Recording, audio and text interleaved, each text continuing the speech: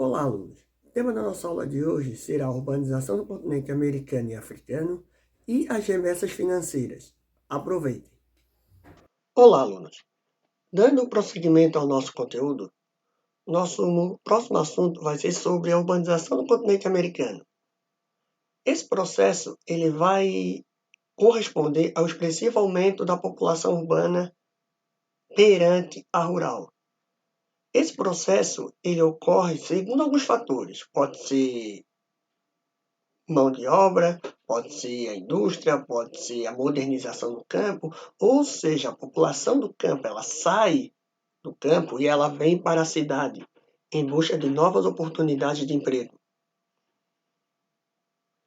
E atualmente, a metade da população mundial ela vive na zona urbana, ou seja, a maior parte da população mundial vive nos centros urbanos.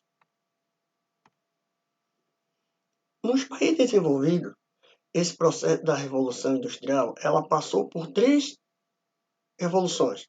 Primeira, segunda e terceira. E isso vai evoluindo a maneira que os países começam a desenvolver novas técnicas. Já nos países em desenvolvimento, houve a queima de etapas. O que significa isso? Significa falar que eles não participaram de todas as etapas. Eles pularam algumas etapas. Por quê? Porque eles não estavam naquele momento histórico preparados para desenvolver as técnicas necessárias para a indústria. Também a urbanização nesses países ocorre de maneira rápida e desordenada. Não é um desenvolvimento pensado, é mais da vontade. E recebe um grande fluxo migratório, um grande número de pessoas em um pouco espaço de tempo nas cidades. Consequência, aumenta desemprego, violência, favelização e a economia informal. O que é economia informal? Pessoas que trabalham sem a carteira assinada. Somente 2 países da América que não participaram disso tudo, que a história deles é completamente diferente da restante. Estados Unidos e Canadá, que tiveram um processo de desenvolvimento muito diferente do que os outros países da América Latina. Aqui nós temos 2 exemplos desse processo da saída da população do campo e chegando na cidade. A imagem número 1 mostra a favela, a favelização, e a imagem número 2, no Rio de Janeiro, vai demonstrar lá ao fundo os prédios, onde há uma infraestrutura muito grande, e na frente a favela, onde pessoas de baixa renda, sem infraestrutura de moradia, saúde, segurança, educação, uma série de precariedades para o desenvolvimento dessas pessoas. E aqui nós temos os Estados Unidos e o Canadá.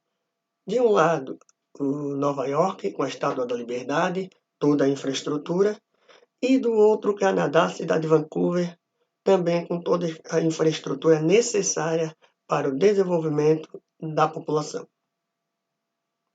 A urbanização do continente americano, em alguns períodos, é muito parecido, mas em outros períodos é completamente diferente. Vamos lá.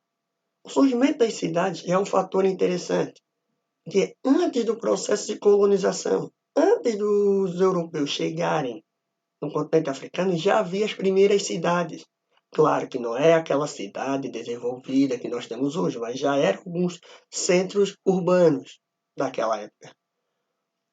O continente possui mais pessoas morando no campo do que na cidade. Lembra na última aula que o professor falou que o continente africano ele tem umas características bem particulares? É esse um exemplo. Ainda no continente africano, as pessoas ainda continuam morando no interior, no campo, diferente dos outros continentes que nós temos no mundo.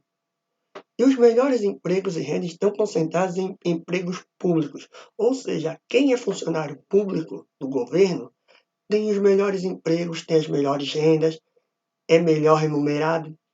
Porém, quem é sujeito a empregos da iniciativa privada não é tão bem visto assim. Exemplo, salários são defasados, muitas vezes trabalha-se muito, carga horária muito grande. E serviços de educação e saúde concentram-se nos grandes centros urbanos. Esse é um grande fator que faz a urbanização do continente africano ser diferente de outros centros mundiais. Por quê? A cidade, mesmo com todos os problemas que tem no continente africano, ainda continua tendo melhores oportunidades do que no campo. Ou seja, quando um governante ele vai querer investir, ele vai investir, deu tanto dinheiro para investir, ele vai investir no centro da cidade, nos grandes centros urbanos. Ele não vai investir tanto no interior. Eis a grande questão. Fuga de cérebros. O que é isso?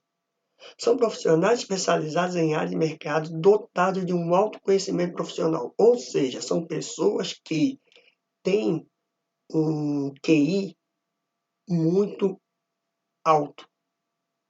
Mais alto do que a média da população local.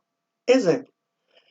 É muito comum algumas empresas irem em universidades, em polos tecnológicos, em faculdades, ver, analisar os melhores alunos, e assim que os alunos se formem, eles pegam essas pessoas e levam para esses países desenvolvidos com melhores laboratórios, melhor infraestrutura para se trabalhar. Isso é muito comum. E os países que mais pegam essas pessoas são os Estados Unidos, país europeu e o Japão, porque eles têm um laboratório muito avançado e é ótimo para essas pessoas mostrarem seu serviço, com pesquisa, inovação, novos produtos. Aqui nós temos uma imagem que vai demonstrar para nós a fuga de cérebro, que são os melhores, estão indo para o mesmo caminho. Que caminho é esse? Os países desenvolvidos. Pois, por algum motivo ou outro, os países onde eles são de origem não têm a infraestrutura necessária para eles. E as dificuldades para esses imigrantes, tanto continente americano como africano? Primeiro, eles chegam e ocupam postos de trabalho de menor qualificação. Jardineiro, mecânico, faxineiro, são setores da sociedade que, para a população local, eles não querem. Então, os imigrantes eles começam a pegar essas profissões. Baixo padrão de vida relativamente baixo, pouca expectativa de vida, diferente da população local, onde a expectativa de vida é alta, para os imigrantes normalmente é baixa. Grandes dificuldades com a cultura local, principalmente a alimentação e a língua. São as duas grandes dificuldades que essa população tem em relação a todos esses. E sem contar a xenofobia, que é o preconceito contra pessoas ou produtos vindos do estrangeiro. Lembrando que a xenofobia aumentou muito nos últimos anos, não somente na América e na África, mas no mundo a xenofobia aumentou muito. Aqui nós temos duas imagens da imigração no continente americano. Uma é a do México, entre o México e os Estados Unidos, onde a população tenta entrar nos Estados Unidos, mesmo correndo o risco. E no outro nós temos uma policial americana fazendo uma revista numa latina, que isso é muito comum, principalmente nos países desenvolvidos e principalmente nos Estados Unidos. Já a imigração do continente africano, mais uma vez, por ser mais fácil, por ser mais barato, porém é mais perigoso, é pelo mar Mediterrâneo. onde embarcações muito precárias, levando uma quantidade muito grande de pessoas. Olhem ali nas duas imagens o perigo que essas pessoas estão passando querendo atravessar o mar Mediterrâneo. Porém, o desespero no país deles deve ser tão grande que eles estão tentando uma vida melhor em outro continente ou até mesmo em outro país. E remessas financeiras. O que significa remessa financeira? É a quantidade de dinheiro enviada por imigrantes a seus países de origem. Exemplo, o brasileiro vai trabalhar nos Estados Unidos. Parte do que ele recebe, ele manda para a família aqui no Brasil. Isso é muito comum. Isso é muito comum não somente para dos Estados Unidos, os brasileiros, mas países da América Latina e Africana fazem isso com muita frequência. Porém, no mercado nacional deles, dos países, eles são contra porque o dinheiro que eles recebem, eles poderiam fazer com que a economia, que o comércio local, circulasse dinheiro. E isso é uma grande crítica dos países que acolhem esses imigrantes, e que eles são contra de pegar esse dinheiro e mandar para o país de origem. Porém, muitas vezes uma família se reúne e manda uma pessoa para algum país para trabalhar e depois essa pessoa começa a trabalhar e manda parte da sua renda para o Brasil. Isso é muito comum. Não somente no Brasil, os países da América Latina fazem isso com muita tranquilidade, podemos dizer assim. E aqui nós temos fluxo de remessas pessoais para países subdesenvolvidos, ou seja, países ricos que a população imigrante vai trabalhar e depois manda de novo para o país de origem. Nós temos aqui a América Latina em 2008, 63 bilhões de dólares. Olhe a África subsaariana, 19, quase 20 bilhões de dólares. Então, era um dinheiro que poderia estar na mercadoria, podia estar no comércio, podia estar na economia dos países, porém não está, porque esse dinheiro volta para os países em desenvolvimento.